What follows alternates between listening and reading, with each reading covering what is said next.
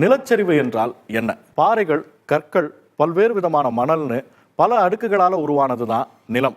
மலைகள் மாதிரியான உயர்ந்த நிலப்பகுதியில் இருக்கிற மண் அடுக்குகளில் உண்டாகிற அதிர்வுகளால அதன் மேற்பரப்பு கீழ்நோக்கி சரிஞ்சு விழுறதை தான் நிலச்சரிவுன்னு சொல்றோம். பல்வேறு காரணங்களால நிலச்சரிவுகள் ஏற்படலாம். டீஃபாரஸ்டிங் அதுல முக்கிய காரணமா இருக்கு.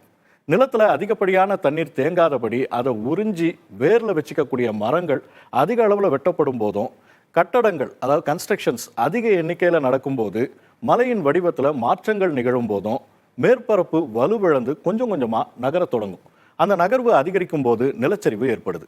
அதுக்கு புவியீர்ப்பு விசையும் பெரிய அளவில் ஒத்துழைக்குது. மலைகள் மாதிரியான மேட்டு பகுதிகளில் மண், கல், மரங்களுடைய வேர்கள் எல்லாம் இறுக்கி பிடிச்சிருக்கும். அந்த மாதிரி மேடாவே இருக்கிறதுக்கு காரணமாக இருக்கிற இந்த இயற்கை பொருள்களுடைய பலத்தை விட புவியீர்ப்பு சக்தி அதிகமாக இருக்கும்போது நிலச்சரிவு ஏற்படுறதுக்கான வாய்ப்பும் அதிகமாயிடுது.